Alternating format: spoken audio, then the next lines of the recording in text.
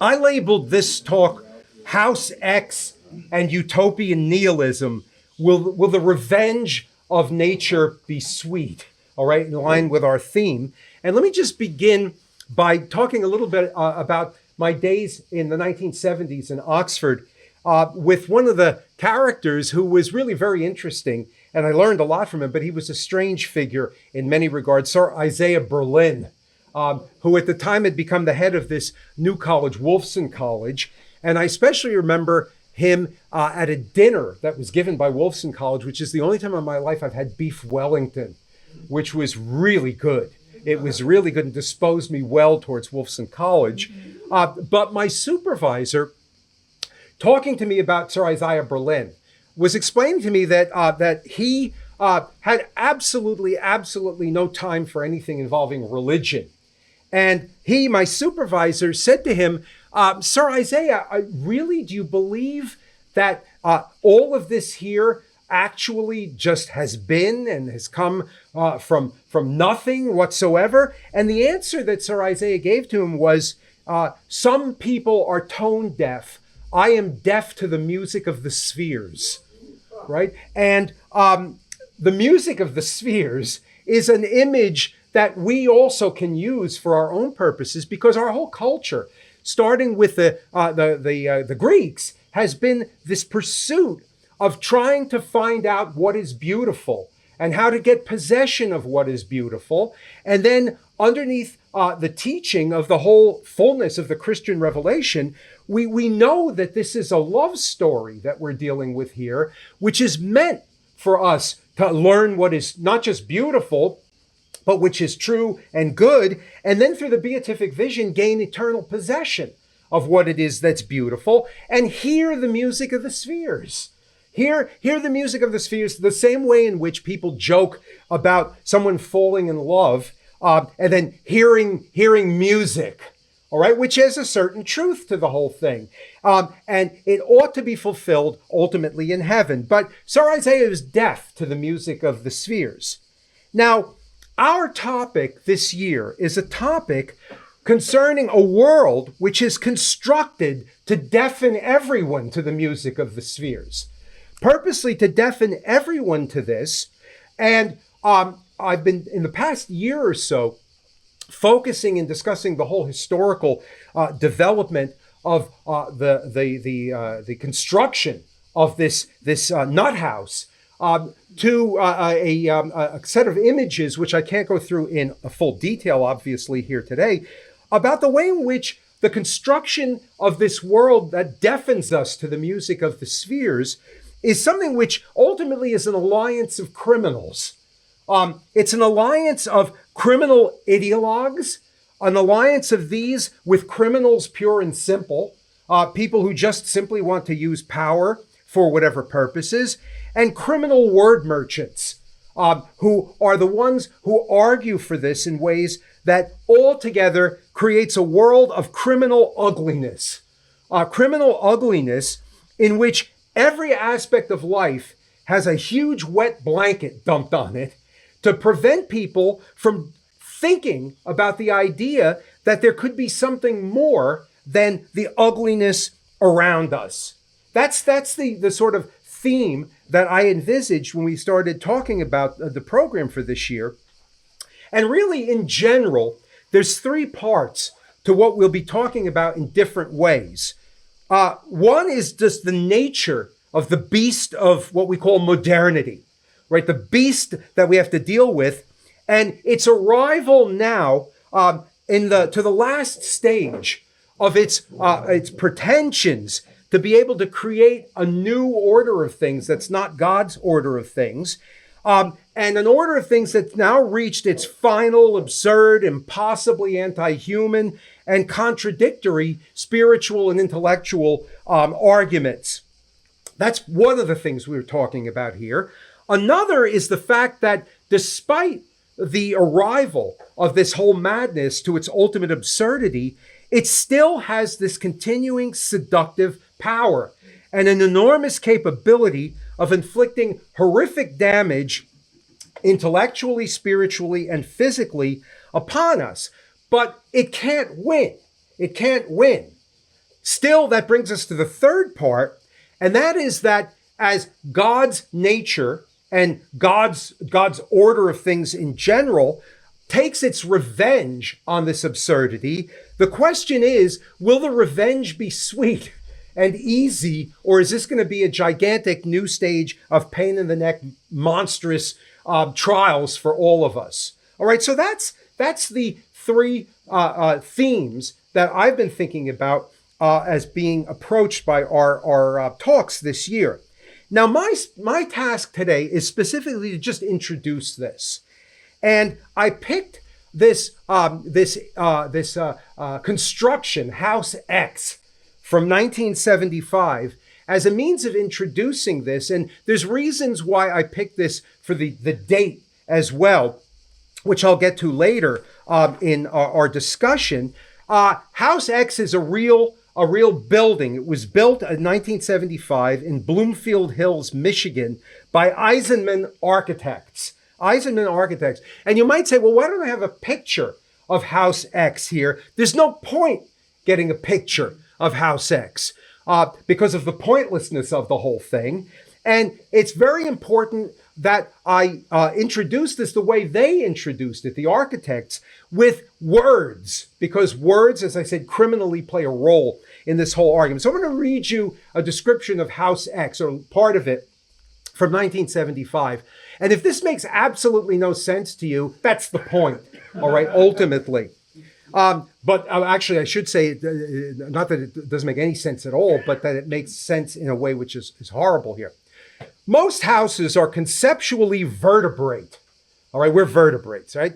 That is, in addition to their literal necessary condition of structure, they are metaphorically vertebrate. They have a center, usually a hearth or a stair. Their roofs pitch from the center, and their construction exhibits a concern for an overall centrality. The center expresses both the functional core and conceptual unity of the house. In House X, the center is nothing. The vertebrate house is also mimetic, imitative. It's imitative. It mirrors man's upright, axial condition. In an attempt to produce a conceptual distance between man and object, House X is non-vertebrate. To that extent, it is non-imitative. There are no exposed linear elements, no columns or beams. These are covered by solid vertical and horizontal surfaces. And further still, two of the major horizontal surfaces are empty. This is a distortion of the modern movement's preferred section, two solid horizontal planes, ceiling and floor, as well as of the house's traditional imitation of anthropocentric man who stands on a solid horizontal surface and dominates the landscape. All right?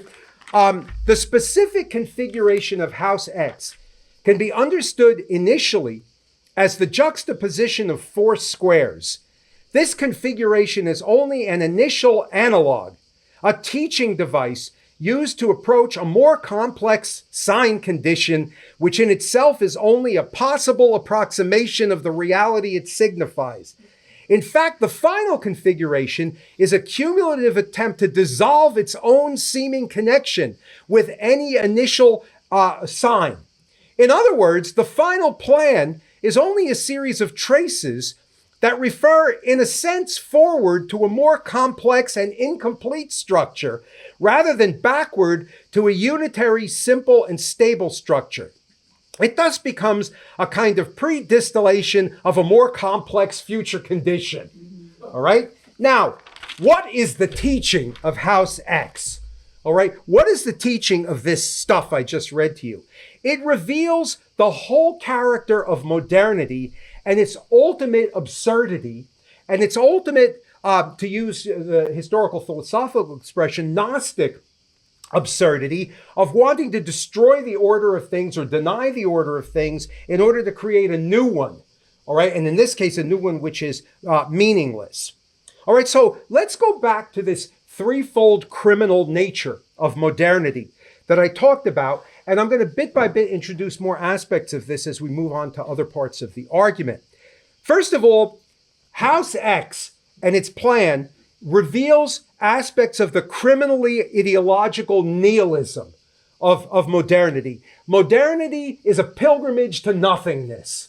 All right, it's a pilgrimage to nothingness. It's an architecture without reference to anything. That's the goal, no center at all, in order to build an environment for human beings to live in with reference to nothing. All right, with reference to nothing.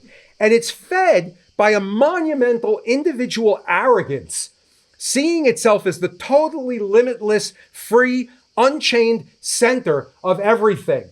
And this, as I'm going to argue as we go along, is something which has been most effectively promoted by liberalism.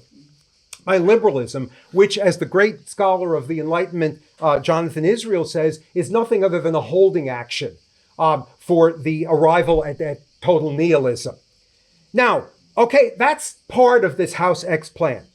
It also leads us to understand that this is linked together with the role of criminally power-hungry desire for the triumph of the will, the triumph of the pure will.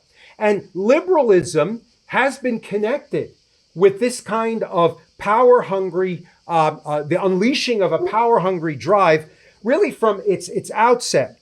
And the reason why this is part of it in House X is because the architects have this sense of a technical ability to fulfill their arrogant, totally individualistic goals, and that technical ability is something whose power has been instilled in their minds through the centuries because of the whole character of the modern approach towards dealing with science experimentally that we associate with Francis Bacon, with Isaac Newton, which is not just a work that involves dealing with nature, observing nature, and then seeing what nature can produce, but it's a magical game as well, in which what you want to do is get from nature what nature ought not to produce.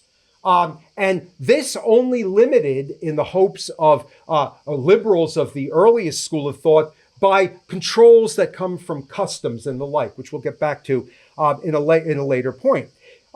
This is a desire for knowledge, as Francis Bacon says, for the sake of gaining power over nature on behalf of what I'm arguing is ultimately nothingness or nihilism as it develops over time. Now, it also, as you can see in what I read here, I mean, this stuff, this diarrhea that I read to you about House X, is something that is assumed by the Eisenman architects to be taken seriously by people, especially by supposedly intelligent people. I was telling some people yesterday that when we were having protests over the lockdown and the vaccine in New York, that I was at one protest and standing next to this guy from Brooklyn. And I said to them, how can these people who think that they're intelligent go along with this madness? And he said to me, I'm a professional dog trainer. He said, and I can tell you that it's the most intelligent dogs that are the ones that become slaves easier. And this criminal word merchandising is used here to evoke a sense of utopian achievement with House X that's going to move forward to ever further developments of meaninglessness and lack of a center for everything. And there is an erotic excitement about this. And I mean that literally. It's a frenzied excitement that the word merchant utilizes on behalf of the madness that's being created here. Now, why do I say, now I've used House X as an introduction to this, but why do I say that we're at the last stage now of the development of such ideas that this is just an architectural example of? Well, I mean, I think obvious reasons to all of us here, but to go back to my initial statement, our culture, when you look at the classical input into it, is one that wanted to have people who were thinkers of great thoughts and doers of great deeds. These thinkers of great thoughts and doers of great deeds were aware of having to look back and build upon what it is that those beforehand had done already. I mean, this is the whole essence of the word a noble. A noble is somebody who is a known quantity and knows his family and knows what's owed to his family and owed to his heritage. But this has been wiped out more and more and more. I learned a lot, or I got a lot of guides to preparing this from a couple of Italian blogs that I read pretty regularly. And this one elderly gentleman who I've invited to come here, I hope he shows up, who writes article after article, which is extraordinary. And he wrote this one in which he talked about the entire world we live in now having an Orphic complex. You know, I mean, Orpheus, what is he? He goes down to the underworld, right? He's told not to look back, but he looks back. And then disaster happens from looking back because he cannot get his beloved then out of the underworld. And this Italian said, our entire culture has an Orphic complex. It's terrified of looking back. It's terrified of looking back. And the looking back and the prevention of anyone looking back has been broken down bit by bit over the centuries. And we've now reached the stage where you're supposed to not look back at your own history in order to be able to learn from that, because imitating what you've learned from your own history will inhibit your future abilities to create a still greater world of nothingness that you have the technological talent to be able to produce. You're not supposed to be able to look back to judge anything that you've done wrong or build on anything that you've done right. And this same Italian, he also called the stage that we've got into, he labeled it a stage of dromocracy, from the Greek for running. You know, dromocracy. Everybody's got to run to grasp on to everything that is new. So that if, for example, somebody comes along and says to you, this disco down the street is a more in spot, you got to all run over there and create a long queue to torture yourself for hours in order to take advantage of it. And in this running, I thought this was really quite insightful.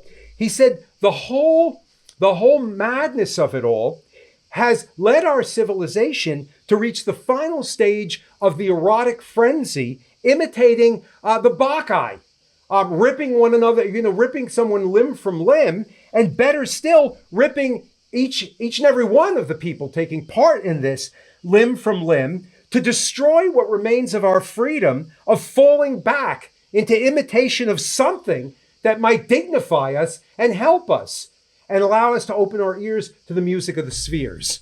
All right? It's got to go. You need to rip everything limb from limb, emphasizing the creation of a new order that will do everything in its power to degrade us. Now, the result? Well, I mean, critics of House X, by the way, 1975, the best, one guy said, it's a striptease, House X. It takes what a house ought to be and then pulls away everything that makes it a house. Another critic said it is a house torturing itself in public, which is something that fits into the Bacchic frenzy of the whole thing. And I should, just as a parenthesis, note that architecture in the whole modern revolutionary movement has played a role as an engine for revolutionary change. And I couldn't resist just citing a couple of citations of people noting this. Talking about architecture, it is the paradox, referring it to education, of modern education in stone.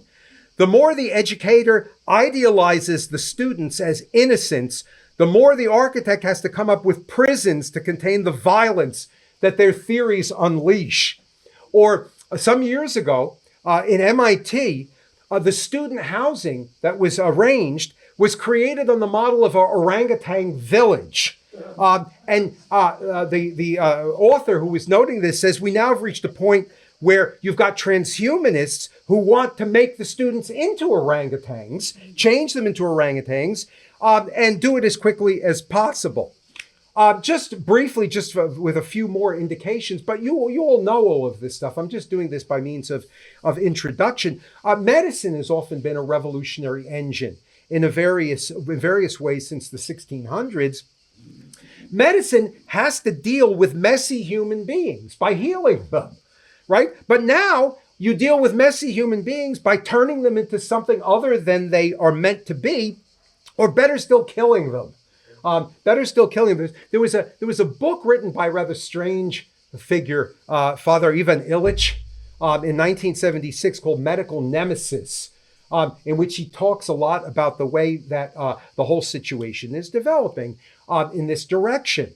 I don't have to go into much detail with music, right? We know what Plato said about music. You got to get having Socrates saying about music, you have to get the right rhythms and harmonies in your head from the beginning, or you're doomed. But then if you've got a world in which the music is just tumultuous, unrealizable passion or barbaric hammering, then what it's all designed for is just to lead to sex, and then to lead to it without progeny, so that you can complete the whole nihilistic enterprise. And literature, same thing. When my wife was studying for her master's at Columbia University, she took a course in theater, a whole year course in theater. They never read a play. Because what you had to do is you had to read theory about plays, and that was it. And she made a comment at one point about a play having a beginning, a middle, and an end. And the entire class leapt up and screamed at her and said, things that have beginnings and middles and ends have hurt people in the past. So that you can't have anything. Some of the people who censored Madame Bovary already in the 19th century, some of the people who censored it not because of the adultery in Madame Bovary, but because of the fact that they said it was unrelenting hopelessness that you were presented, unrelenting hopelessness, and this cannot be in any way good. Then you've got, again, we can go on. Economics. Economics are things economically designed to produce? Well, I don't know. Is the money designed to really promote exchanges, or is it fake? As we had a long discussion of in this conference in Florida with Catholic Family News over the ideas of Father Fay from the past. Is consumption meant for us to consume things which are good for us? Well, not really.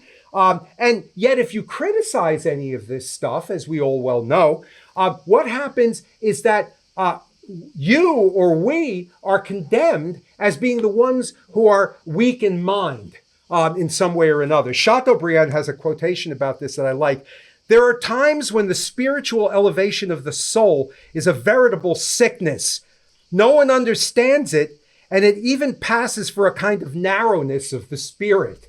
All right? So the ones who are destroying everyone, again, through the work of the criminal word merchants, they end up being people who are held up as the ideals leading us to ever greater heights spiritually and intellectually. Now, this same Italian blogger that I've mentioned, he sums up the whole development with reference to the woke phenomenon. And it's interesting here what he does, and it's going to lead me a little further into the argument that I want to go just now, but I want to mention it, and then we'll come back to it in a bit. He points out that, the woke, awakenedness, you're being awakened, everybody is freed, everybody is accepted, everybody becomes one in awakenedness, in wokeness.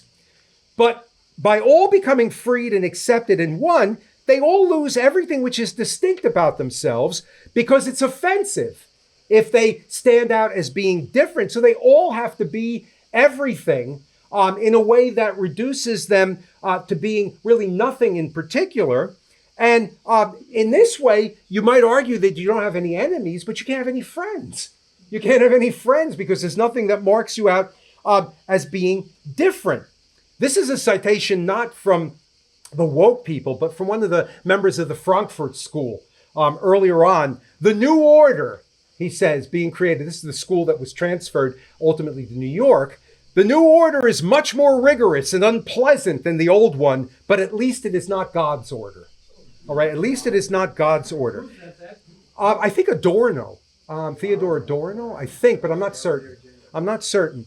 But in any case, that's the point, as the Italian points out here, because this woke phenomenon is an exact replica of St. Paul, telling us that we are all awakened and become one in Christ. All right? It's the exact opposite. But what happens when we become one in Christ? When we become one in Christ, everything that is distinct about ourselves is enriched. The only way you can become a true man or a true woman is to abandon yourself in Christ, which then opens you up to not staring at yourself, looking in a mirror in order to determine what you have to do next in order to be able to improve. But now I'm getting too far ahead of myself. Let me move on to the second part here. Why, despite all of this madness, why does it still have a continuing seductive power and an immense capacity for destruction? Now, the example I picked from House X is 50 years ago now. 50 years ago, and all of the madness is there, and yet it keeps going, right? 50 years more, it keeps going. Forget 50 years ago.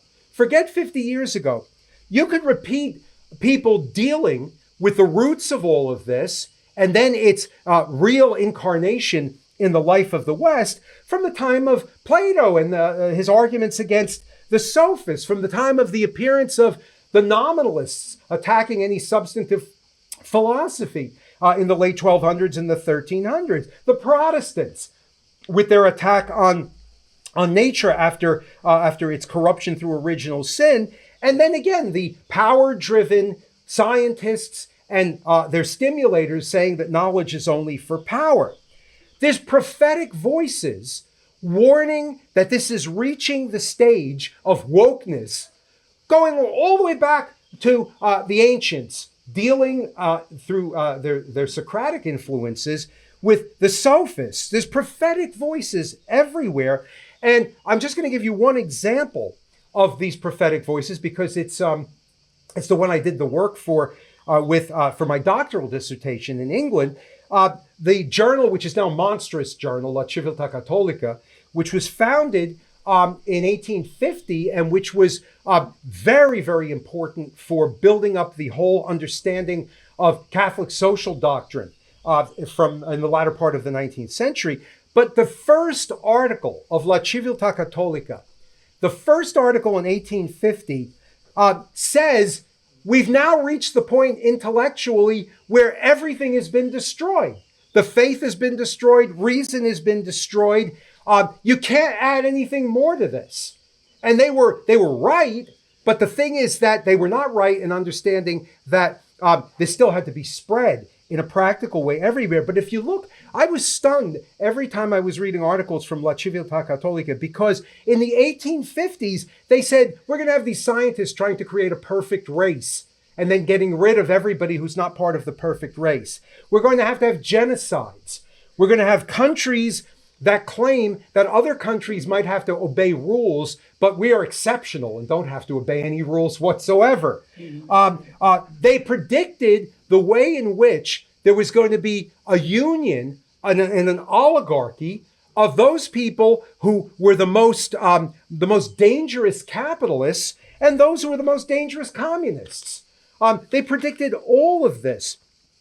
So why, if there's all of these warnings that are indicating that that we're already at the stage that I'm claiming now is so prevalent around us on the practical level, why does it still continue to grow? Well, I want to identify a few steps here in the problem of reading a civilization and reading what's at work in a given civilization. Because it's always a difficulty. I mean, to take something positive, the development of Christian civilization in the West, in the Middle Ages. It's a mixture of Christianity, classical culture, the influence of the Germans, the Slavs, the Vikings, in a way that people thought that they could repeat with the Chinese later on. And for students of history, it's often hard to pick out which of these influences is operating the most. And with people who are, for example, enemies of the Catholic faith, what they'll do is they'll take something which is caused by barbaric civilizations and their influence and blame it on Christianity, or something like torture that was allowed by Roman law, and blaming it on Christianity when it's a question of influences coming from the outside. And this problem exists in reading modernity as well, in reading modernity and what modernity is up to, and especially in one particular way. When you look at the radical proponents of the assault on faith, and the assault on any kind of speculative reason, and the assault on the past as a whole, when you look at the radical proponents of this from the very beginning, you can see that this is the enemy. This is the enemy. But the problem is that liberalism and the development of liberalism and the development of the whole Anglo-American approach of moderately promoting ideas, which, as Jonathan Israel said, are something which set up only a holding action against radicalism, has a nice and easy does-it way of just allowing the poison that's in the ideas here that are ripping apart any effort to use your mind and your faith to build an order of things which will enable you to hear the music of the spheres. It just eats away at that bit by bit.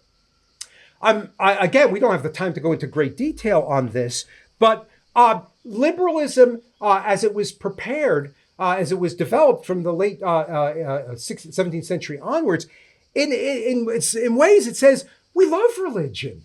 We love religion. We want all religions to be able to have a chance to be able to practice without any problems. We love religions. We love a nice ordered society. We love it all. And really, it's our love for this, allowing for religious liberty, and our concern that people be able to preserve the freedoms that they've developed in the past, that make us want to have controls over tyrannical forces around us.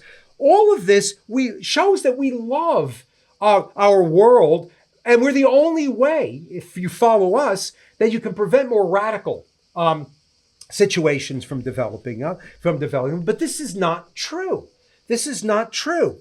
Because what liberalism does, what John Locke does, what the entire liberal phenomenon does, is first off, with its effort to indicate that dogmatic religions are dangerous because they create religious wars where Christians fight against one another and then allow atheists to take the advantage, saying, see how horrible this religion all is.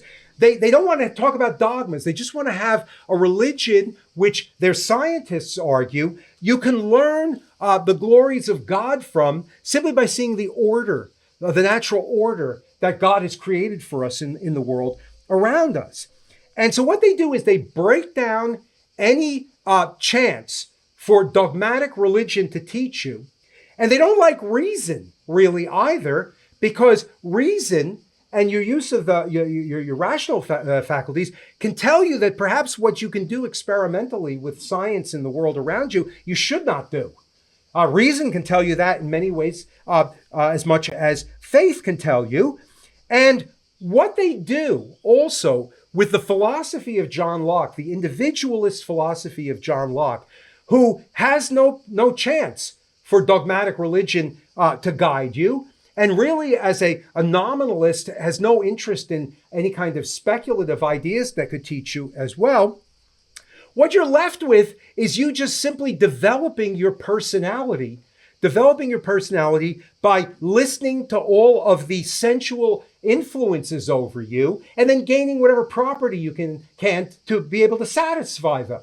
All of this supposedly controlled by custom and commitment to tradition in the hands of the best people in society, that kind of approach.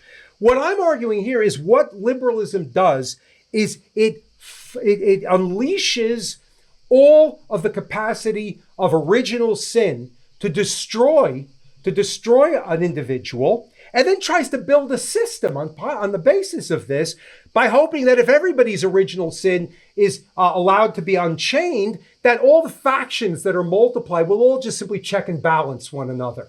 They'll all just check and balance one another. And what I'm arguing here is what this does is it unleashes all of the strongest wills, the strongest sensual desires, the strongest passions for controlling everything in the hands of people who now have access to advanced technology and who make common cause with the word merchants to be able to justify whatever it is that they want to do.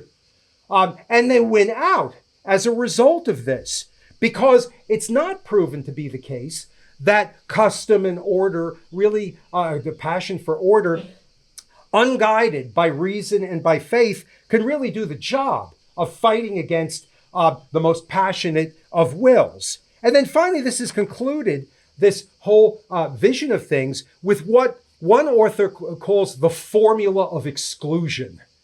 All right, what's the formula of exclusion? If I come up and say, excuse me, my Christian faith in the past told me that same-sex marriages are not good, and my reason tells me even that abortion is not a good thing. The answer to that is, you want to create disorder. You want to create dissension. You are divisive. And you know what's going to happen? The radicals are going to take over. And the atheists are going to take over. So you better shut up, because otherwise we're going to have problems. Now, with my vision of things here, which of these criminal elements is the worst? Ideological ones, criminals pure and simple, criminal word merchants? Take your pick. Take your pick. Me, personally, having been involved in education all my life, has been the criminal word merchants. And just for fun's sake, I wanted to read a passage from Balzac. Balzac, from his Splendor and Misery of the Courtesan Life, which has got a lot of journalists that are operating it. He hated journalists. Whoever is plunged into journalism, or who is still immersed in it, lives with the cruel necessity of greeting the men whom he despises with a smile, of making pacts with the most fetid baseness, and of dirtying his fingers while wishing to pay his oppressors with the same coin. One grows accustomed to see evil being done, to letting it pass. One begins by approving it and finishes off by committing it. In the long run, the soul which is dirtied unceasingly by continual shameful transactions shrivels, the springs of noble thoughts rust, the gears of banality wear out and simply turn by themselves. This describes, not this to describe Murray, this describes much of the world that we live in. And we've seen that people go along with it. People go along with it. People accept it. People accept this drivel that I read from House X here. People accept all of this stuff.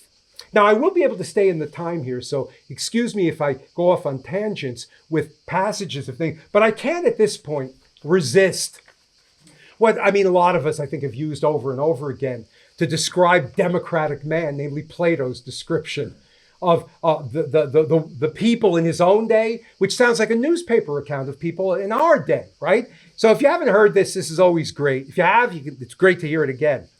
His description of the Athenian population: democratic man. He lives from day to day, indulging the appetite of the hour. And sometimes he is lapped in drink and the strains of the flute. Then he becomes a water drinker and tries to get thin. Then he takes a turn at gymnastics, sometimes idling and neglecting everything, then once more living the life of a philosopher. Often he is busy with politics and stands to his feet and says and does whatever comes into his head. And if he is taken with anyone who is a warrior, off he is in that direction. Or of men in business, once more in that. His life has neither law nor order, and this distracted existence he terms joy and bliss and freedom. And so he goes on and on. All right? Now, again, that's just now, right? This is just now. So all of this is there. Now, let me take us to the final problem here. And then we can move into the last aspect of this talk. People in the world we live in, we ourselves stuck in this world, we're not in control. We talk about freedom, we talk about being able to satisfy our desires, but we serve our masters, those who are criminally more powerful than we are, either ideologically or just people seeking power politically or through wealth, or these word merchants, or better still, just simply all of them together. But the oligarchy of the strongly willed criminal forces, they're not in control either. They're not in control. They all hate one another in many ways. They use one another. They think that they're using one another, and they're all used one by the other. And the satisfactions that they get, I cannot imagine anyone in this room wanting to share. I can't imagine any hell worse than having to go to dinner with Bill Gates. I like the Dutchman who threw a pie in his face the one time. That was wonderful. I wouldn't want that. Now, if we're not in control and we're subject to these criminals, and these criminals, nevertheless, seem mad and just as stupid as everyone else in their desires, then we're living in a situation that St. Isidore of Seville said was horrible. Why? Because we don't know who the real ruler is. And he said in his dictionary, Rex de Regendo, you know who the king is by who has the power of the king. And if you don't, it means hidden forces are guiding you. And now we would say that the hidden forces involve these oligarchy as deep state people and the rest, but it goes beyond that. And I can imagine that all of you know where I'm going to take this, but I want to mention from the Catholic Identity Conference last year, the talk that was given by Dr. Gavin Ashton. What is he, the editor of the Catholic Herald? Or no, I don't know what. Sorry? Catholic Unscripted. That's right. That's what it is. But he gave this talk in which what he did was he tried to explain his understanding of what is the existing situation with reference to Matthew 12. 43 to 45, Matthew 12. Now let me just read this. I mean, you know this passage, even if maybe you might know the number. When an unclean spirit goes out of someone, all right, and he uses this to talk about the building of Christendom. So you're building Christendom, and the unclean spirit goes out. All right, he has Christ. He's interpreting Christ talking in this way. It wanders through waterless country looking for a place to rest and cannot find one. Then it says, I will return to the home I came from. But on arrival, finding it unoccupied. But unoccupied by what? By the whole Christian culture that developed in the Middle Ages. Finding it unoccupied, swept and tidied. Tidied by who? By these criminal forces, criminal ideologues, criminals pure and simple, criminal word merchants. It then goes off and collects 7 other spirits more wicked than itself, and they go in and set up house there. And so that person, meaning what had become Christendom, by driving out the earlier unclean spirit, ends up worse than before. This is what will happen with this wicked generation. That's Christ talking over here. What he's describing, in other words, is the dog returning to its vomit. It's having started to build up the proper order of things, but now bewitched and tidied up for what? For Satan, right? For Satan. And so I think, I certainly myself personally, more and more and more, the whole situation is so satanic. And it's so insane seeing people dancing the ball, as in Faust, that Satan is conducting, that you cannot imagine that it could be anything other than ultimately satanic. All right, so now we're on the last part of this. Satan can't win in a war versus God and his creation. But will the battle, this battle that we're in for the good, will it be a sweet and easy and happy one? We're in it already and we know how bad it is. Will tearing down House X be a piece of cake? All right, that's what I'm asking here. Now, remember what I'm saying we're up against here. Demonic manipulation of an ideological criminal oligarchy claiming to be the friends of a population that is proven to be easily bewitched by technologically driven fears and circuses. right? All as puppets of Satan. Now, what are we supposed to do under these circumstances, right? Now, forgive me for this. I'm in an airplane, right? Turbulence hits. I call on everything and everybody to just get me through this. I call on everything and everybody. I don't know how many acts of contrition I make. I don't know how many saints I call upon. I call on everything. And now, in the situation we're in, with a world dominated by Satan, I'm supposed to say, I can do it my way. Don't tread on me. Begone, Satan. You're out of your mind if you think this. You're absolutely out of your mind. So what do we have to do? Well, let me call on two sources for what are the obvious answer. I'm not claiming that I'm presenting you with something excitingly new here. It's just an introduction to what the others will be talking about. One is one of my favorite authors, Ernst Jünger. All right, Ernst Jünger, who lived between 1895 and 1998. Now, if you're looking in the modern times for a seed of the Logos, Ernst Jünger, who became a Catholic a year before he died at almost at 103 years old, is a kind of guide to the entire modern world, and a man hunting and seeking and ever more developing arguments that lead ultimately to faith in Christ. And there's a book of his I reread every year. It's a small book, but I love it, called On the Marble Cliffs, which was written in 1939. That's one source. The other source is my son Nicholas, all right, who wrote an article called Damien or Damage Control. Damien is Damien of Molokai, the saint in Hawaii dealing with the lepers. Damien or Damage Control, and you'll see what I mean by this as we move along here. So what is it that I get from this whole thing? Well, it's a number of steps that I'm talking all add up together to what we all have to cultivate in order to be able to deal with this revenge of history and nature and culture, which is not going to be a terribly sweet activity. First of all, you have to learn to live with the reality of the devil around you, the reality of the devil and the consequences that come from original sin, ultimately, not the Lutheran understanding, but the permanent reality of temptation and sin and death as well. When I started teaching in 1979, the assistant dean at my university pulled me into his office and said precisely this to me. He said, "You're starting out teaching. You have to learn to live with the devil." I thought, my goodness, this is really dramatic over here. Now, with Damien, we'll leave him aside for the moment. With Jünger on the Marble Cliffs, he's dealing with a magnificent civilization that has fallen apart. It's not completely fallen apart yet, but it's about to. You've got, as the place that was the center of the civilization, the area called the Marina by the sea.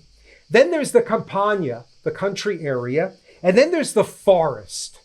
And in the forest, there is the chief forester who is organizing the collapse. He's organizing the collapse. Now, what do you do when you realize what the problem is in this regard? Well, first off, what you do is you always, always flee from what the spirit of the times tells you to do. Whatever the spirit of the times and its energies and its vitalities and everything else that Francis also used to love to promote, everything that they suggest as prudent and Christian and rational, which destroys you if you really take it seriously, you've got to avoid that entirely. You got to have a little of the spirit of Groucho Marx. Whatever it is, I'm against it. Or better still, etiam si omnes ego non. Even if everybody else is doing it, not me, but it's hard. It's really hard. It's really hard. You might even do it 90% of the time and give in 10%, and then the people who see that you've given in the 10% use that to prove your illogic and everything else. This is a letter from Jünger to his brother in 1934. The revolutionary stage in which we have entered can only be endured through deeper powers than rhetorical, literary, or ideological ones. It tests us in our substance. One must now strip himself down to show who he is. In a situation of evil nightmare and fraud, thought becomes downright dangerous because it is correct, and spirits who possess the right sense of measure impact like mirrors in which the triviality of the fantasy world we live in is exposed. A logical thought, a properly functioning metronome, a noble deed, yes, even just the mere refusal to participate in base actions, these are things which rise up like threatening weapons that cut all the sharper the less one relates his action to his precise time and place. I love this line here too. The more the panic grows, the more uplifting the image of the man who refuses to bow to the terror. Right? That I thought about that a lot during the lockdown situation and the COVID stuff. So you flee from the zeitgeist. And what do? You return to the sources. You return to the sources and you seek allies among other people who are returning to the sources. Now, what does Junger do in the novel? Remember, he's not a Catholic at this time. What does he do? He's there with his brother in the novel. And they had, he admits, played with the zeitgeist beforehand. They had done what they thought the thing to do was. He involved a lot of fighting. He said, we rode with the Mauritanians. I like the line there. We rode with them. But he discovers that the people who give into the zeitgeist, using Shakespeare as a guide, are creatures of a day. They're creatures of a day.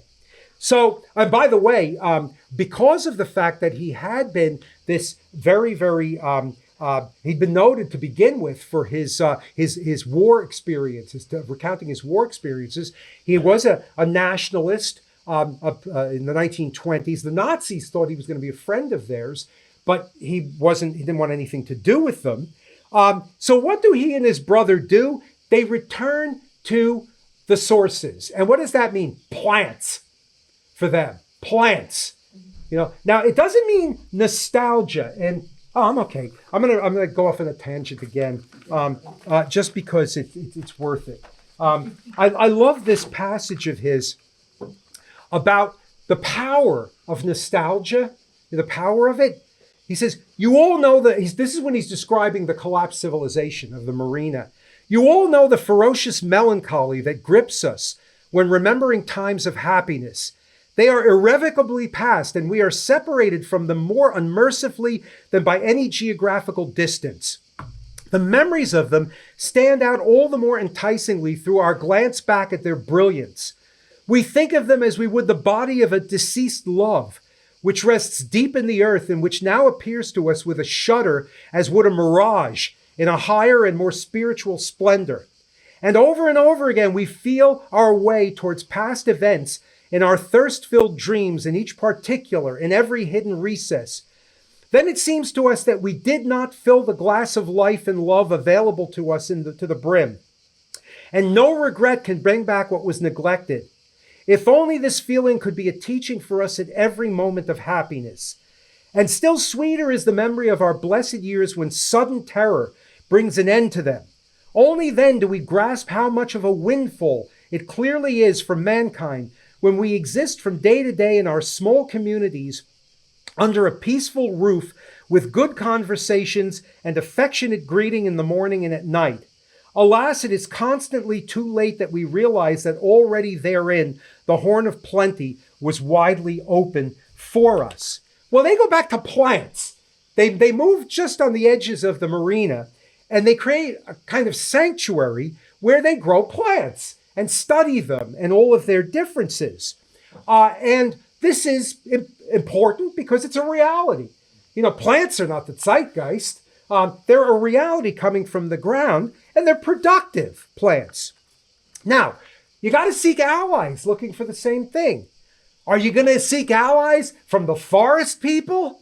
No, because they're the ones that are the center of disaster. They're the ones that are the center of the disaster. What about people they knew beforehand when they were riding with the Mauritanians and the like? Well, I'm going to pick an example which is not completely fit with that, but nevertheless, it's good for the purposes right now. There's two people that come to the sanctuary. that realize that the chief forester is bringing down civilization and want to do something. They're called Brockamart and Prince Sunmira. And by the way, he's recounting here an experience of people coming to him in 1940 that came to him in order to want to kill Hitler, and they are disgusted people of noble background. They're disgusted by what's going on. Brockamart, however, is pure power, pure energy. And he says some rough things about Brockamart. He reflects the bitterness of men who have lost their source of salvation. Virtue motivated by contempt of the base, but with no ultimate goal other than that of the victory of power. He talks of the intolerant superiority of the technocrat of power that mocks the others as only dreamers. Then he says, deep lies the hate for the beautiful in the hearts of the base. And he's including this man who's got noble anger at the chief forester. He calls him an ice flower. I like that line. Then there's Prince Sunmira, who's young, but he says when he looks at him, I think I should get him a crutch. He is, to use the words of our good, dear deceased friend Bill Dowling, a note taker.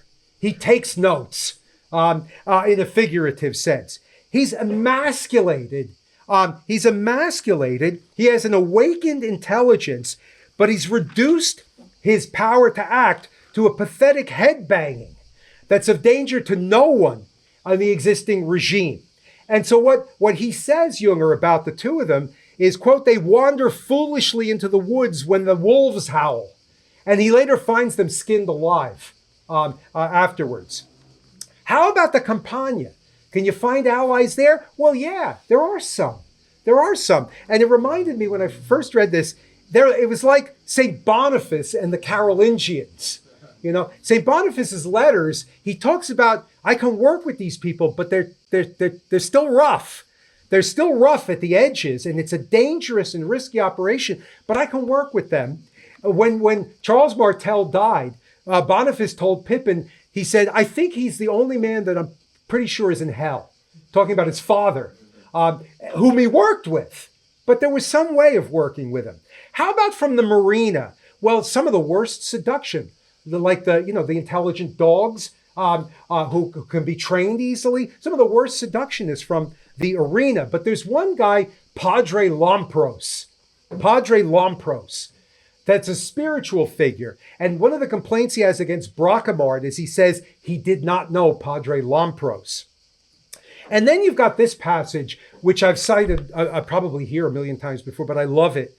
Now battle had to be joined, and therefore men were needed to restore a new order and new theologians as well, to whom the evil was manifest from its outward phenomenon down to its most subtle roots.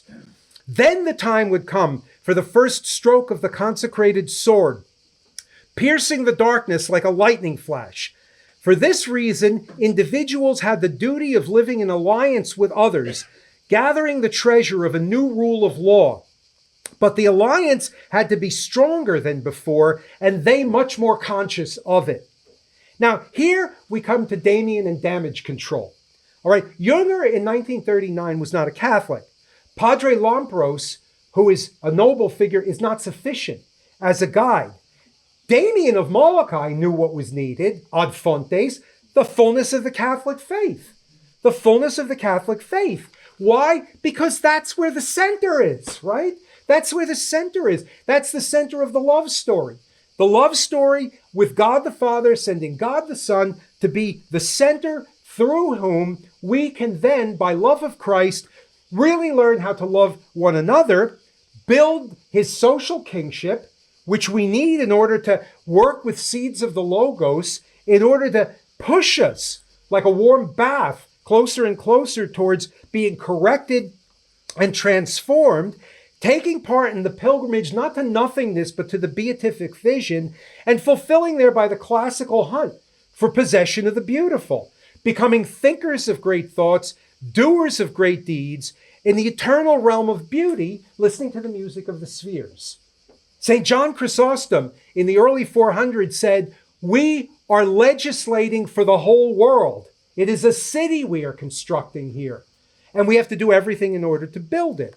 Cardinal P of Poitiers in the 19th century, one of my favorite figures, points out over and over again that always working for the social kingship of Christ is the only meaningful activity that we can do politically and socially. And, when I first heard that, I thought to myself, well, the Egyptians and all the rest. But when you look at things, I mean, the ups and downs in the civilizations that don't want to listen to reason and don't want to listen to the faith, they're not really ultimately it's not very long, ultimately. You look like you're going up and then you're going down very quickly. Hence, his you might know of this encounter he had with Napoleon III, Cardinal P, and he told Napoleon III, what you have to do is work for establishing the social kingship of Christ.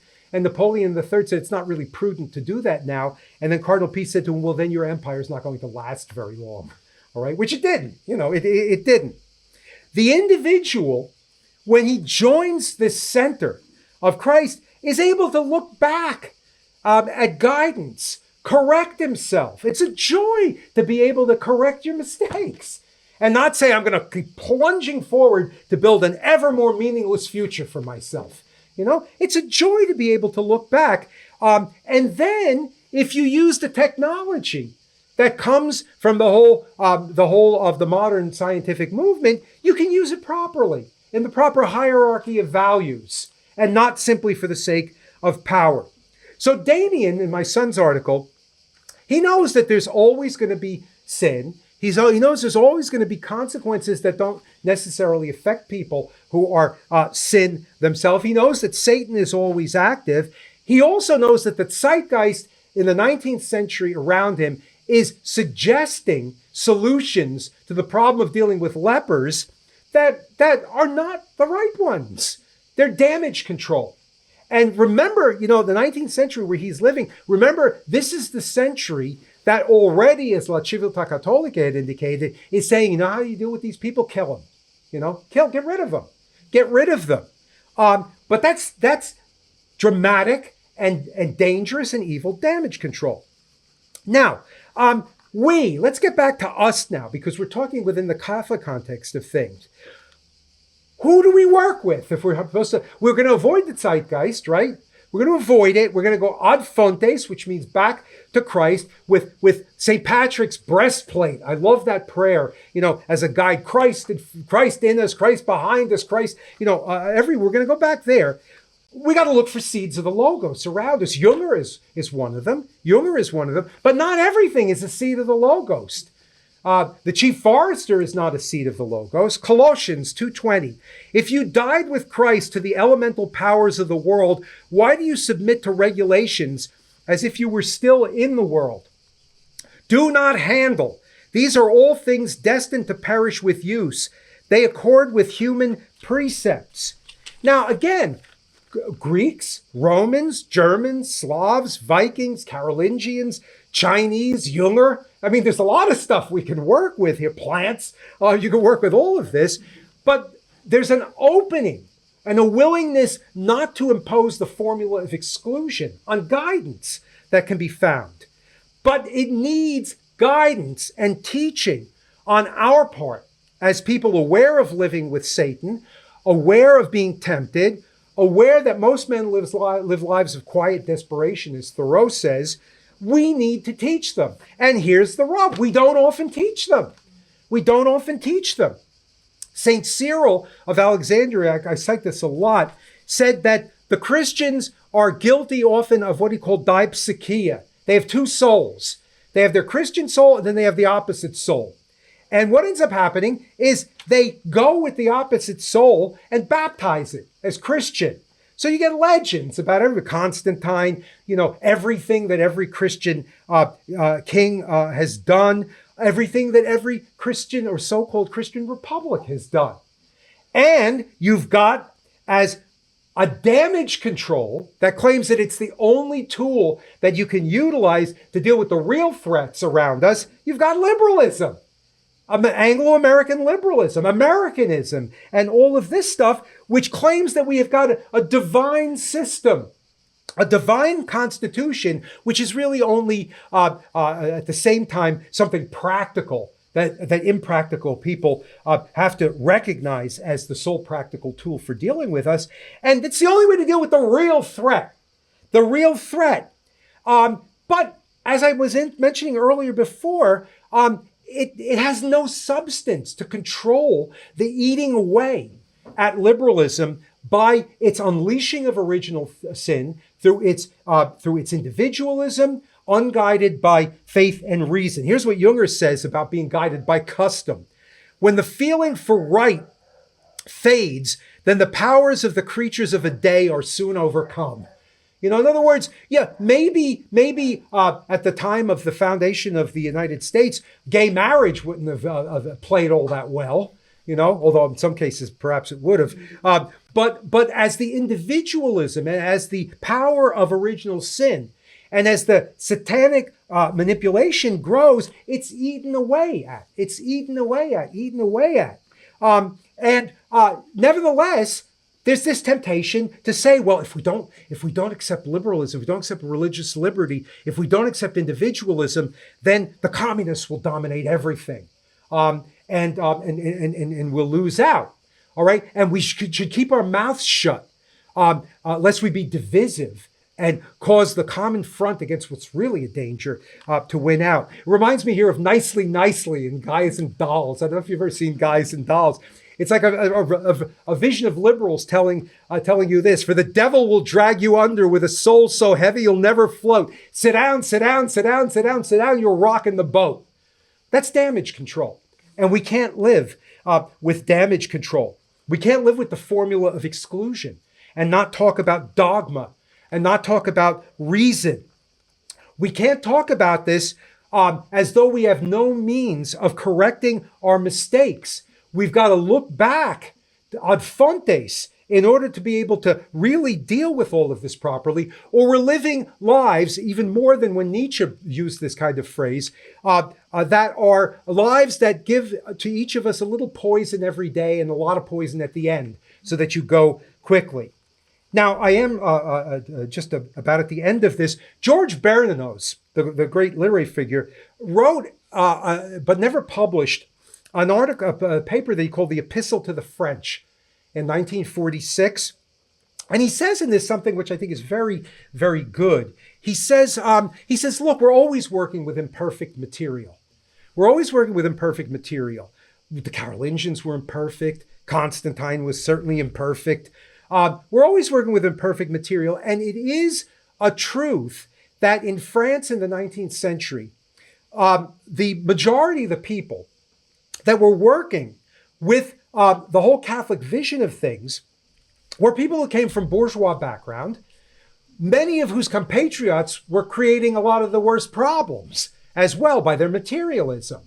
But he said, but there was something there that involved people from the same background recognizing that this was not sufficient and needing more.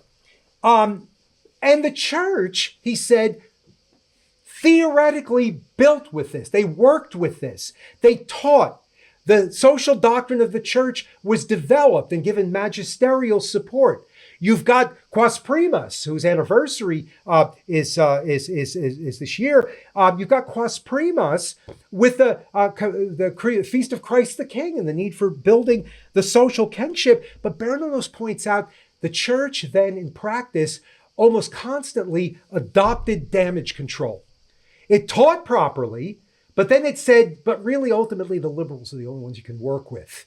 So that you can see this, for example, in efforts, not just in France, but in Italy, and even under Pius X in Italy, a desire to work with the liberals against the real threat, all right, which is not the only threat. And liberalism is a form, as I've been trying to indicate here, of nicely and easily introducing you to more and more individualism in a way that can be done in any direction imaginable, including the communist one. So he chastises the church of his day after the Second World War for teaching well, but ultimately playing games for damage control to prevent something worse, giving the impression that this idea of the social doctrine of the church, social kingship of Christ, is not something that really in practice you can do. And we have got a good example of this in Mexico with the Cristeros. You've got the quas primas, and then you've got the abandonment of the Cristeros. With the American bishops urging the Mexicans coming up for help to go to the Knights of Columbus, who set up billboards expressing the need for religious liberty in Mexico, all right, while the Cristeros are being killed. All right, so you've got this. And now, hopefully maybe there'll be a change under Leo, but certainly we reach the point of not even doing the teaching at all. Not even doing the teaching. Forget about the practice, not doing the teaching. Let me find my light. Oh, here we go. Yeah. Now, we can't do the damage control. Chesterton, all of the modern world is divided into conservatives and progressives. The activity of the progressives is that of continuing to commit error. The activity of the conservative is that of preventing the errors from being corrected. All right? So you got to correct the errors. All right? Now we're at the final stage. And I'm still using Junger here. Flee the zeitgeist, right? Go look for allies, ad fontes, back to the sources of things. Now you need what he calls in German Heiterkeit. Heiterkeit. And this is a kind of mixture of things, the way he describes it. Serenity, good cheer, quiet equilibrium, requiring your digesting what the Greeks saw, that you need both tragedy and comedy. You need an understanding of the tragedy of existence, the need to move up Mount Tabor again to see the full picture, but the comedy of human failure. Not in the way that makes the comedy then the goal, as happened in the recent pontificate, but to recognize the possibilities. Those without Heiterkeit, Junger sees as depraved, humorless, and despairing ultimately, like the people in our alternate universe today around us who take a little poison each day and then a lot of poison at the end to get rid of it, to get rid of themselves. So what is it that we have to do? Well, digesting all of these things with reference ultimately to his call for Heiterkeit, for serenity, good cheer, and merriment. We have to combine that together with his statement here in this nostalgia piece about cherishing what we have here now and building it, and using it as the source for us moving outwards to find the allies that we need. We are members of a body. We're members of the body of Christ. That body of Christ is not woke-like that dissolves all of the individual groups that form part of it. Every one of our fraternal organizations that we are part of, our parishes, conferences like this, pilgrimages in which you live in a time out of time, where everything is put in a different perspective. All of this is something that we need to cultivate, even if we don't know at the moment exactly what we will be called upon to do.